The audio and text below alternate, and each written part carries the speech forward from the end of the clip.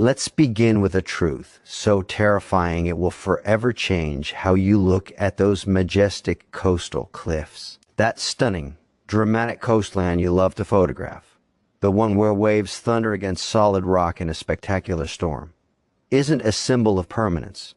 It is a crime scene. And the primary murderer isn't the storm, or the waves, or even time. It is the very air you breathe. Every single crash you hear, every breathtaking spray of white water against those towering cliffs, is quite literally the sound of the continent being eaten alive, atom by atom, in a process so violent and yet so slow that our minds refuse to see it until a 100,000-ton chunk of the headland suddenly vanishes overnight, dragging forests, homes, and lives into the abyss. This is not a metaphor. I have spent years analyzing geological survey data, satellite imagery, and century-old coastal maps, and the evidence is both unequivocal and chilling. The dramatic ocean cliff during a storm is the Earth's most intense battlefield, a perpetual, slow-motion explosion, where the seemingly soft, yielding ocean is actually the victor, and the hard, immutable rock is always, inevitably, the loser. Today, we will not just watch the spectacle. We will decode its violence. We will understand the three hidden assassins working in tandem: the pneumatic hammer, the hydraulic jack, and the chemical traitor that turn a wall of stone into crumbs before our eyes. And by the end of this journey, you will never see a wave crash the same way again. You will hear the detonations. To truly grasp the scale of this destruction, we must first abandon our human scale perception. A cliff during a calm day is a monument. A cliff during a storm is a patient undergoing invasive surgery without anesthesia. The primary force, the one that does the immediate, bone-jarring work, is called wave quarrying. Imagine swinging a sledgehammer against a wall. Now imagine that sledgehammer is made of solid water, weighs several million kilograms, and is swung by the entire rotational energy of a deep ocean storm spanning 1,000 kilometers. When a storm gathers far out at sea, it isn't just creating pretty whitecaps. It is organizing. It is transferring wind energy down into the water column, creating deep, powerful waves that travel as packets of energy, not just surface water. These waves, often over 15 meters high from trough to crest, carry the energy unimpeded for days until they finally feel the seafloor rise beneath them near the coast. This is the moment of transformation. The wave's circular motion gets compressed, its energy gets focused upward, and its speed translates into pure, unadulterated power. But the water itself isn't the first weapon. As the wave races towards the cliff face, it traps and compresses a cushion of air in every crack, fissure, and fault line in the rock. This air pocket is squeezed with such immense, sudden pressure, often exceeding hundreds of kilograms per square centimeter, that it behaves like a bomb. It is a bomb. The technical term is a pneumatic shock. The air explodes outward, not with heat, but with brute force, prying open the rock's weaknesses. This is the pre-cracking phase, the surgical incision made by the atmospheric assassin. Only after this micro-explosion does the liquid hammer strike. The wall of water, now often carrying suspended sand, pebbles, and even boulders from the shore, slams into the already shocked rock. This is hydraulic action. The water forces itself into the newly widened cracks with the pressure of an industrial jackhammer, but on a scale no human tool could ever replicate. It's not a single blow. It is a rapid-fire succession of blows, each wave arriving every 8 to 12 seconds, each one finding a slightly more vulnerable target than the last. The water doesn't need to be strong. It is relentless. It exploits fatigue, the same principle that allows a metal paperclip to break after being bent back and forth a few dozen times. The cliff face is being bent relentlessly by forces equivalent to dozens of freight trains hitting it every minute. And here's where the data becomes irrefutable. Using laser scan surveys of cliffs in places like Nazaré in Portugal or the west coast of Ireland, scientists can measure the retreat of a cliff face down to the millimeter. The averages are deceptive, a few centimeters per year. But the reality is a story of terrifying quiet, punctuated by catastrophic collapse. The storm does 95% of the weakening work invisibly, and one seemingly ordinary wave, the 10,000th of the storm, acts as the trigger, removing what the previous 9,999 had prepared. This is the hidden narrative of the dramatic cliff. It is not a single event. It is a prolonged, violent interrogation, where the rock is slowly, systematically beaten into submission until it confesses its failure by ceasing to exist. And we are only just beginning, because while the air and water do the bludgeoning, a silent, even more patient killer is working from within, dissolving the very glue that holds the continent together. That silent killer, the chemical traitor I mentioned, operates on a timescale that makes human history look like a blink, yet its work is absolutely essential for the storm's violence to be so effective. It is called corrosion or chemical weathering, and it is the reason why no cliff, no matter how granitic and seemingly impervious, can truly stand forever against the sea. While the storm provides the brute force, corrosion provides the inside job. It is the spy that weakens the fortress gates long before the battering ram arrives. Every time rainwater, which is naturally slightly acidic, percolates through the soil and bedrock above the cliff, it charges itself with carbon dioxide, becoming a weak carbonic acid. This acid then seeps, drop by drop, through the intricate network of joints and pores in the cliff rock. If the rock is limestone, the effect is dramatic and direct. The acid dissolves the calcium carbonate, creating vast cave systems and sinkholes. But even the hottest rocks like granite or basalt are not immune. They are composed of minerals like feldspar. And this weak acid initiates a complex chemical reaction called hydrolysis. In simple terms, it transforms hard, resistant minerals into soft, crumbly clay minerals. It is the geological equivalent of turning steel into wet cardboard. This process doesn't need a storm. It works 24 hours a day, 365 days a year, in sunshine and in calm. It prepares the canvas upon which the storm paints its masterpiece of destruction. Now combine this internal decay with the mechanical assault, and you have the complete picture of cliff vulnerability. But the story gets more intricate. The type of rock dictates the very personality of the cliff and the style of its demise. Our dramatic vertical cliffs, the ones that stand as sheer walls against the ocean, are almost always composed of what geologists call competent rock-thick beds of sandstone, limestone, or massive basalt. Their strength allows them to stand tall, but their failure when it comes is catastrophic and sudden. They fail through a process called rockfall or toppling, where entire columns, undercut by the storm waves at their base, simply pivot and crash into the sea. This is the source of those thunderous booms you hear during a storm that seem to shake the very ground. It's not just a wave, it's several thousand tons of rock hitting the water at once. Conversely, cliffs made of softer, layered rocks, like shales or clays, or those heavily fractured, succumb to a different, slower horror, rotational sliding. They slump like a melting cake, creating the chaotic, landslide-prone slopes you often see beneath older cliffs.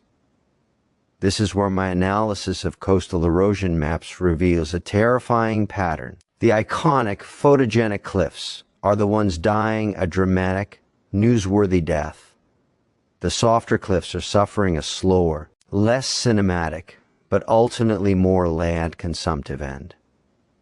They can retreat meters in a single wet season, swallowing backyards and roads not with a bang, but with a sodden, silent slurp. This brings us to a critical, and often overlooked, component, the role of the debris itself. When a chunk of cliff collapses, it doesn't just disappear. It becomes the storm's new ammunition.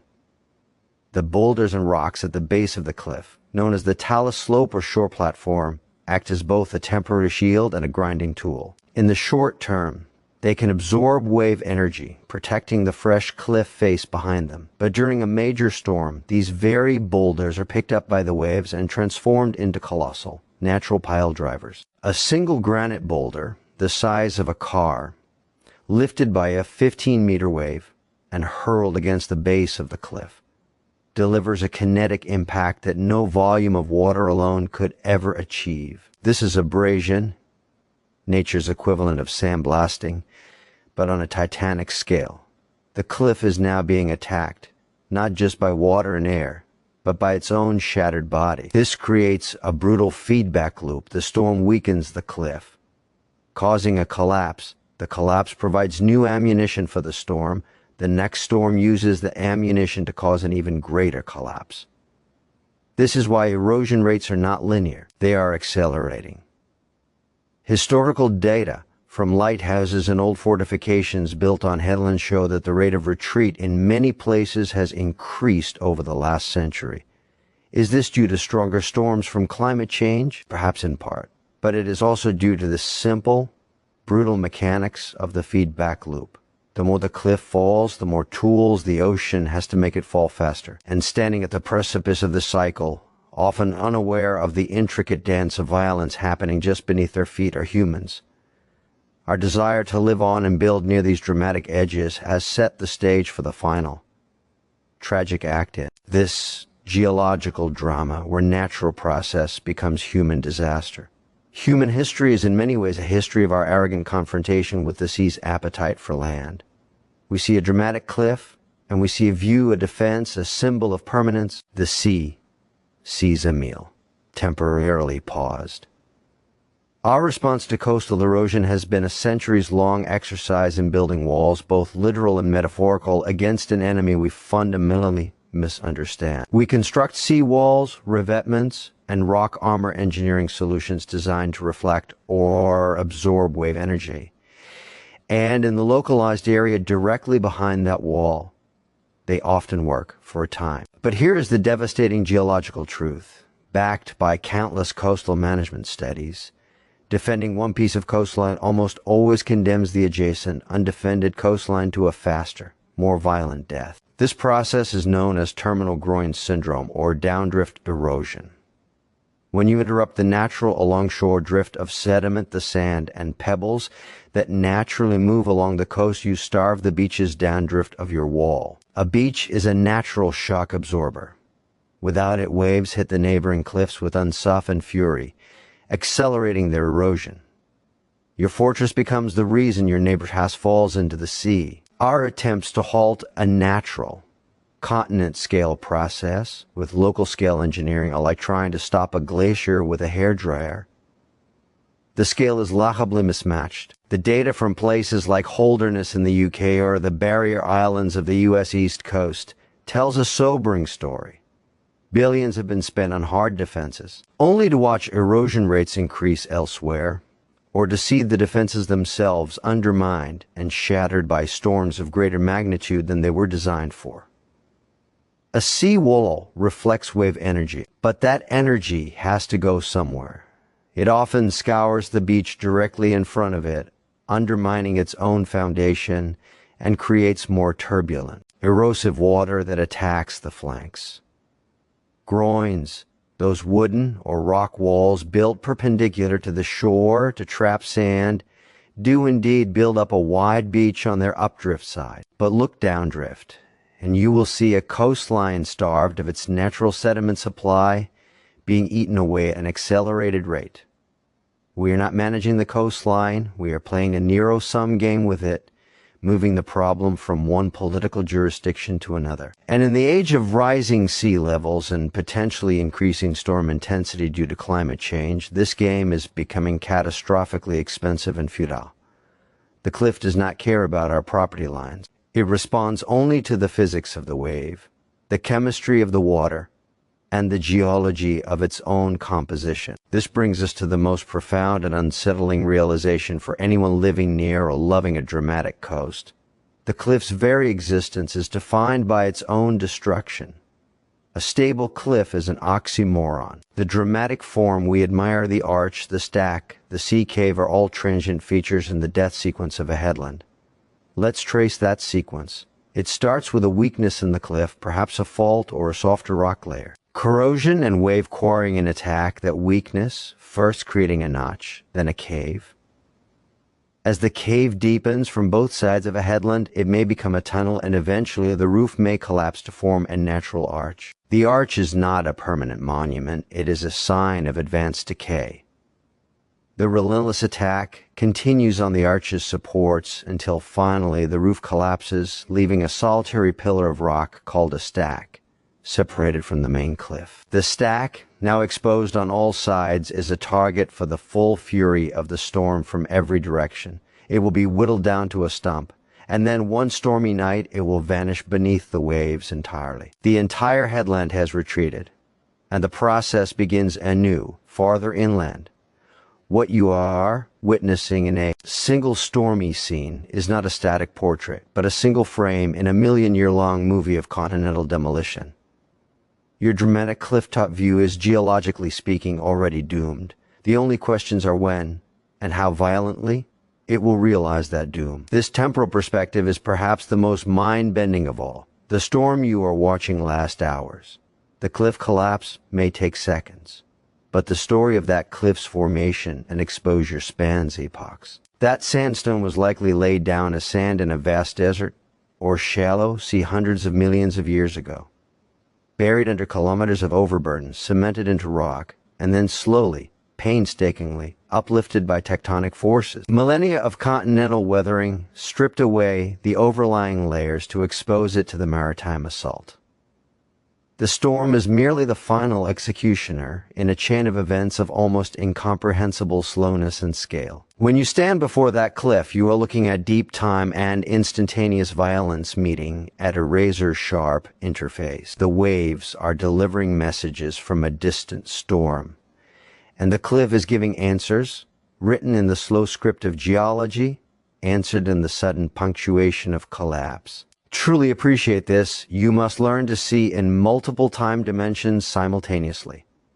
You must see the ancient desert in the rock, the million-year uplift in the height, and the imminent collapse in the undercut notch at the base. This holistic vision transforms the experience from mere spectacle into a profound dialogue with the dynamics of our planet. And it forces a critical question in the face of such ancient, powerful, and indifferent forces.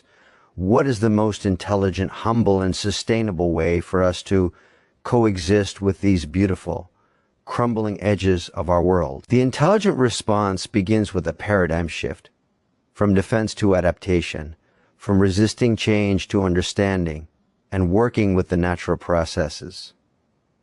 This concept is known as managed realignment, or, in more progressive circles, living with the coast. Instead of seeing the retreating cliff as a failure to be stopped, we can see it as a natural, dynamic process that provides its own benefits. When a cliff erodes naturally, it supplies the adjacent beaches and shorelines with the sediment they need to maintain themselves. The eroded material is the building block for future coastal environments. It's a recycling program on a continental scale. Some of the most forward-thinking coastal policies now involve the deliberate, strategic abandonment of hard defenses in certain areas, allowing the coast to resume its natural function. This creates or restores salt marshes, mud flats, and dynamic beaches. Ecosystems that are not only incredibly biodiverse but also act as superb natural buffers against storm surges, absorbing wave energy far more effectively and cheaply than any concrete wall ever could. A salt marsh can reduce wave height by over 90% over a relatively short distance. It is a living, growing, self-repairing defense system. Implementing this requires courage and a long-term vision that often conflicts with short-term economic interests and emotional attachments to place. It means mapping the coastline not by property deeds, but by its geological vulnerability. Sediment cells discrete units of coastline where sediment movement is largely self-contained. Within each cell, we must identify sacrificial areas where erosion will be allowed to proceed naturally, feeding the accretional area's downdrift. This is strategic retreat. It involves moving infrastructure, buildings, and even community away from the most hazardous zones, creating coastal buffer zones. The data from places like the Netherlands, which has moved from an exclusively fight against water mentality to a live with water approach, shows this is not only feasible but economically and ecologically superior in the long run. They are creating space for rivers to flood and for coasts to shift, recognizing that the cost of perpetual defense eventually becomes infinite. For our dramatic cliffs, this might mean decommissioning coastal roads, turning clifftop parks into monitoring zones, and strictly prohibiting new development within a scientifically determined setback zone that is based on the historical erosion rate plus a safety margin for accelerated change. But what about the iconic cliffs themselves? Can we not save them? The hard truth is, we cannot, but we can document, understand, and appreciate their demise with a newfound respect. This is where technology and citizen science play a revolutionary role. Using relatively inexpensive drones equipped with high-resolution cameras, communities and scientists can now create millimeter-accurate 3D models of a cliff face. By repeating these surveys after every major storm season, we can track the precise development of cracks, the growth of notches, and the movement of boulders. This is no longer abstract science. It is real-time monitoring of a dying giant. This data is invaluable for hazard prediction. It can help identify which sections of cliff are likely to collapse next, potentially saving lives. Furthermore, by contributing to these surveys, local communities become active participants in understanding their environment, transforming fear and loss into knowledge and stewardship. You, as a viewer fascinated by these places, can be part of this. By learning to observe the signs: fresh rockfalls, widening cracks at the cliff top, increased turbidity in the water at the base, you become a literate reader of the coastal landscape. Your becomes analysis. This leads to the deeper philosophical value of embracing the cliff. As transients, our culture is built on a pursuit of permanence. We build monuments, forge legacies, and seek to create things that last. The dramatic ocean cliff, in its spectacular, storm-driven death, is the ultimate teacher of impermanence. It is a lesson in non-attachment on a planetary scale. Its beauty is inextricably linked to its fragility. To love a cliff is to love a process, not an object. It is to find awe in the moment of its standing, while fully accepting the inevitability of its fall. This perspective can be liberating. It can shift our relationship with the natural world from one of domination and control to one of observation, acceptance, and humble adaptation. When we build, we should build with the assumption that the land will move. When we visit, we should visit with the knowledge that the path we walk on may not exist for our grandchildren in the same form. This is not pessimism. It is a realistic engagement with the dynamic earth we live on. The cliff's drama is a mirror to our own condition, magnificent, temporary, and subject to forces far greater than ourselves. By understanding its story, we better understand our place within the vast, beautiful, and untamable systems of the planet. And with this understanding, we can make wiser choices, not just for our coastlines, but for our relationship with the entire natural world. So, where does this leave us as admirers, residents, or students of these breathtaking places? It leaves us not with a sense of hopelessness, but with a call to informed, purposeful action and a profound shift in perception. The storm-battered cliff is not a passive victim. It is an active participant in the Earth's renewal cycle. The calcium carbonate dissolved from limestone cliffs feeds marine organisms. The sand created from eroded granite builds beaches that host entire ecosystems. The very sediments that were once part of a towering cliff will someday, through the slow march of plate tectonics, be subducted, melted, and perhaps erupted from a volcano to form new land. The cliff's end is not an end at all. It is a transformation, a return of continental material to the oceanic system from which all land ultimately arose. This is the grand geological cycle that we are privileged to witness in its most violent and visible phase. To internalize, this is to see the crashing waves not as agents of mindless destruction, but as the sculpting tools of a planet that is endlessly remaking itself. Our role is to be conscious witnesses and intelligent adapters, not defiant conquerors. Therefore, the first and most powerful action you can take is to become an advocate for a new coastal ethos. Support policies and politicians who understand and champion managed realignment, strategic setback zones, and nature-based solutions like marsh restoration or hard engineering. In your own community, if you live near a coast, question the long-term wisdom of building new seawalls or replenishing beaches with dredged sand, often a temporary, expensive fix that disrupts offshore ecosystems. Advocate for the purchase of vulnerable coastal properties by conservation trusts, turning them into buffer zones that can erode naturally, protecting inland areas by sacrificing the unsustainable front line. Use your voice on social media, in town halls, and in conversations to spread this understanding. Shift the narrative from, we must save this cliff at all costs, to, we must understand this cliff's process and ensure human safety while allowing nature to function. This is a difficult but necessary conversation, and it starts with informed individuals like you. Secondly, become a data point. Engage in citizen science projects. Organizations worldwide need volunteers to monitor coastlines, take photographs from fixed points to document change, and even use smartphone apps to log erosion events or coastal flooding. Your observations over time become a valuable long-term data set. If you visit a dramatic cliff, do so responsibly.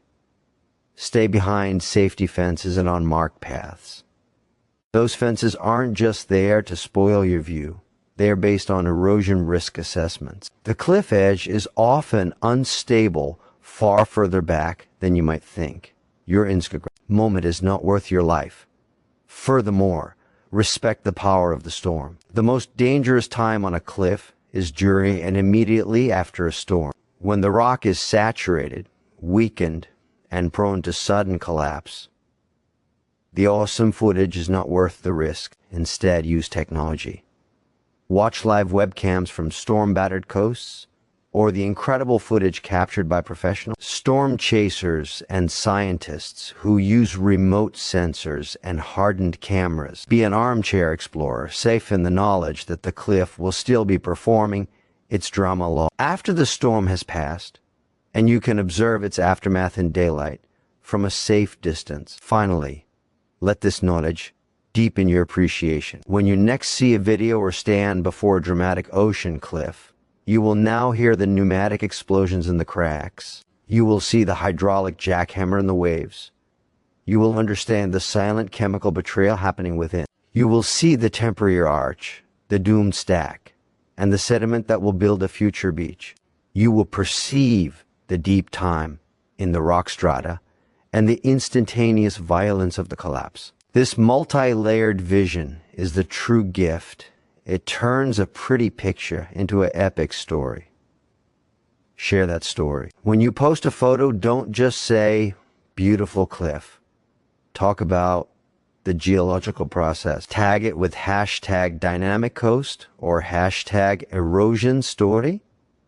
Become an educator. The more people who see the cliff not as a static postcard, but as a living, dying, transforming entity, the more collective wisdom we will have to face the challenges of our changing world. The dramatic ocean cliff during a storm is Earth's greatest theater. It is a performance where the actors are air, water, and stone.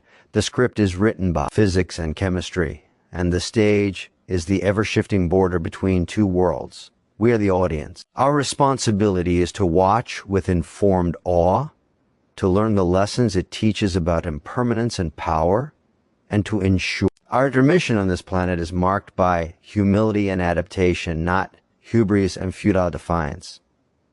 The cliffs will continue to fall, the waves will continue to crash. The question is, will we continue to build castles in the spray, or will we learn to dance thoughtfully and respectfully along the moving edge of the world? If this deep dive into the violent beautiful world of collapsing coasts has changed your perspective. Your journey shouldn't end here. I want you to become a detective of your own coastline. Here's your mission first. Go online and find historical photographs of any dramatic coastline you care about, maybe a place you've visited or seen in films. Use the then and now comparison tools on sites like Google Earth or dedicated coastal survey sites. Look for the changes. Can you spot a vanished arch, a retreated cliff line, a new stack? Second, I want you to put this knowledge to the test. In the comments below, describe the most dramatic cliff you've ever seen, real or in media. But here's the challenge. Don't just describe its beauty. Analyze its depth. Based on what you've learned, tell me what rock type you think it might be, what erosion features you can spot, and predict its eventual fate. Is it a candidate for a catastrophic toppling or a slow slump? Let's create the most geologically literate comment section on YouTube. And finally, if you want to support this channel and the deep dive, original data research that goes into scripts like this, the most powerful thing you can do is share this video. Share it with that friend who loves landscapes, with that relative who lives by the sea, with anyone who needs to understand that the ground beneath our feet is a story, not a guarantee. Hit like. Subscribe for more journeys to the edges of understanding. And remember, the world is dynamic. Let's learn to see it move.